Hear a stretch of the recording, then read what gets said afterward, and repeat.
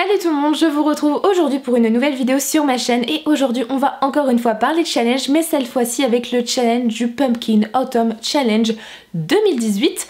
Je ne l'avais pas fait l'année dernière parce que je n'avais pas de livre correspondant au thème qui était proposé par le Terrier de Guimauze, si je ne me trompe pas. Je vous mettrai évidemment sa chaîne en barre d'infos ainsi que la vidéo du challenge qui est beaucoup mieux expliquée que ce que je vais vous faire à présent. C'est un challenge qui se base sur l'automne, vous vous en doutez, avec des thèmes super cosy, super flippant aussi. Voilà, ça rassemble tout l'esprit de l'automne et on adore ça.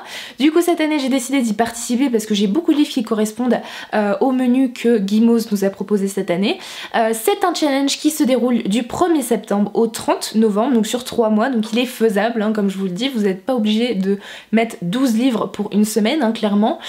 Et c'est un challenge qui se remporte à partir du moment où vous lisez un menu ou si vous remportez un titre. Alors moi j'ai décidé de lire 2 menus cette fois-ci, mais je vous invite fortement à aller voir la page Facebook, la vidéo YouTube ou l'article de blog de Guimauze qui vous expliquera ça d'une manière totalement simple et compréhensible plutôt que moi. Du coup moi aujourd'hui je vous présente juste les thèmes que j'ai sélectionnés, donc il y en a d'autres que je n'ai pas sélectionnés, ainsi que ma pile à lire pour le challenge. Le premier menu que j'ai sélectionné, il s'agit d'automne frissonnant et le premier thème de ce menu c'est le cri de la banshee. Ici il faut lire un livre d'horreur, un policier ou un thriller. Ici j'ai choisi Sleeping Beauties de Stephen King et Owen King aux éditions Albin Michel. C'est le dernier roman de Stephen King qui est paru en France. C'est un roman qui a l'air juste dingue. C'est une grosse bricasse par contre qui a été écrit du coup par Stephen King et son fils Owen King, donc ça m'intéresse énormément. Je n'ai jamais lu de Stephen King, mais je me dis qu'à un moment il faut bien que je me lance vu que j'en ai plusieurs dans ma pile à lire de cet auteur. Ici on va suivre un phénomène un peu étrange, inexplicable qui s'abat sur les femmes dans le monde entier. En fait une sorte de cocon va les envelopper durant leur sommeil et si elles sortent de ce cocon, elles deviennent des bêtes étranges et totalement déchaînées qui tuent tout sur leur passage. Voilà, elles deviennent au réveil des furies vengeresses.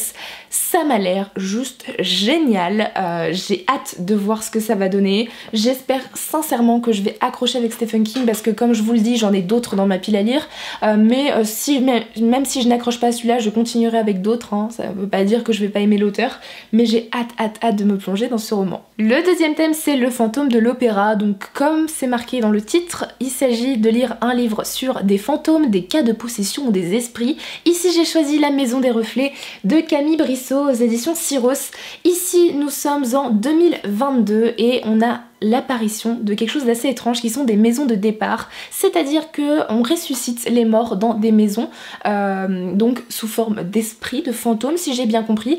Du coup on peut parler avec les morts, on peut les retrouver, donc retrouver les gens proches qui sont morts, et je trouvais ça plutôt intéressant et en l'occurrence moi ça me fait un peu penser au fait que ce soit des reflets, que ce soit un peu des esprits.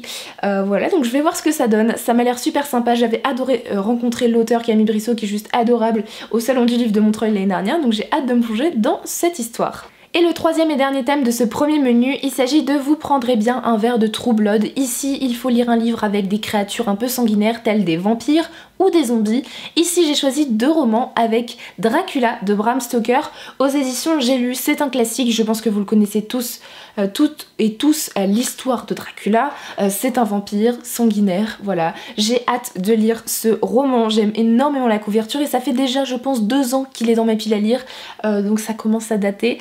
Mais j'ai hâte de découvrir enfin ce classique vampirique pour ensuite lire d'autres romans qui sont dérivés de cette histoire originale. Et enfin le deuxième roman de cette catégorie, j'ai choisi Le Pacte des Mâles, le tome 1 de Nin Gorman ou Gorman, je sais qu'on m'a déjà repris mais je me souviens absolument pas comment prononcer ce nom de famille, aux éditions Albin Michel.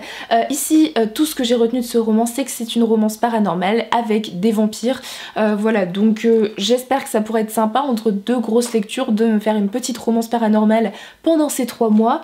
C'est un roman qui me tente beaucoup, je suivais aussi Nin sur sa chaîne, même si pour le moment elle n'est pas très active, je vous avoue j'aimais beaucoup ses vidéos, du coup je sais que le tome 2 est en cours d'écriture, elle est en train de l'écrire, donc je me dis que c'est le moment de lire ce premier tome. Le deuxième menu que j'ai sélectionné pour ce challenge, il s'agit de magie et sorcière, et le premier thème de ce menu, il s'agit de Witch's Brew, donc de la magie dans un univers de SFFF, donc science-fiction, fantasy, fantastique. Ici j'ai sélectionné 2 romans avec tout d'abord le tome 2 de la saga Lady Helen, Le Pacte des Mauvais Jours d'Alison Goodman aux éditions Gallimard Jeunesse. C'est une suite de saga qui me tente énormément depuis que je l'ai, mais je ne m'y suis toujours pas plongée. Ici nous sommes au 19e siècle, au début du 19e siècle, et on suit Lady Helen dans le premier tome qui va se découvrir des pouvoirs un peu étranges et qui va finalement combattre des démons.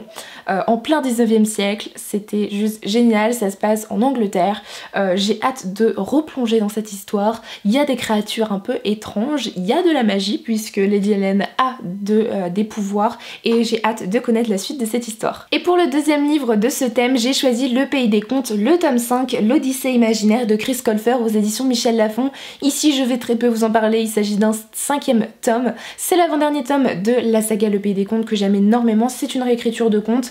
Je vous invite énormément à lire cette série, elle est juste géniale, vous aimez les contes de fées, vous aimez les réécritures de contes, et ben foncez, c'est très bien écrit, c'est juste super cool comme série et j'ai hâte de me plonger dans la suite parce qu'après il me reste le 6e et dernier tome de la saga. Le deuxième thème de ce menu, il s'agit de cristaux, tarot et encens. Ici on va parler d'étrangeté, de mystère et d'ésotérisme. J'ai sélectionné Carnaval de Ray Célestin aux éditions 18 collection Grand Détective. Ici nous sommes en 1919 et on va suivre un tueur en série qui laisse sur les scènes de crime des cartes de tarot. Donc tarot, c'est clairement dans le titre, je me suis dit que c'était bon. On est sur un mystère, c'est de l'historique, ça m'intéresse énormément. Ça se passe en Nouvelle-Orléans. Le jazz, l'ambiance du début des années 20, ça m'a l'air juste génial et j'ai hâte de lire et de découvrir cette histoire qui a quand même beaucoup fait parler d'elle. Et enfin le troisième et dernier thème de ce menu, il s'agit de Bal et Pâte. Donc on est sur ballet comme un ballet de sorcière et pâte. On est sur un super jeu de mots de guimauve. Ici les thèmes sont sorcière, classique, féminin, féminisme. Et ici j'ai choisi 2 romans avec des sorcières. Le premier s'agit du tome 2 de Testament, Alouette de Jeanne Adeba aux éditions Helios. C'est un roman dont j'avais adoré le premier tome. Je vous l'avais même fait gagner durant mon premier concours des 1000 abonnés. Et ici on va suivre une jeune sorcière qui travaille dans un cabinet de notariat à Paris, et en fait c'est un cabinet de notariat qui gère les mariages, les décès, les enterrements des personnes qui sont des vampires, des zombies, etc. dans un monde comme le nôtre, et je trouvais ça juste génial, j'avais adoré le premier tome. Ce tome 2 promet d'être juste dingue et j'ai hâte de le lire et de retrouver Agnès ainsi que les autres personnages de la saga.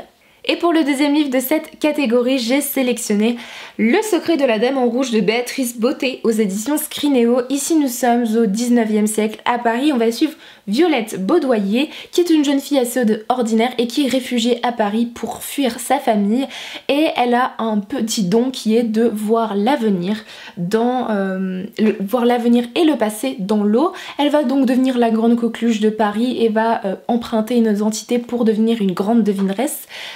Et elle va être mêlée à une affaire de meurtre. Donc ici on a une sorte de sorcière dans le sens où elle a de la magie, elle a un don, c'est une devineresse, et le fait que ce soit à Paris au 19e siècle ça me tente énormément. J'avais rencontré l'auteur et j'ai déjà lu d'autres romans de cet auteur que j'ai adoré et j'ai hâte du coup de le lire. Il me fait de l'œil depuis énormément de temps et j'aime énormément l'illustration de couverture faite par Scrinéo.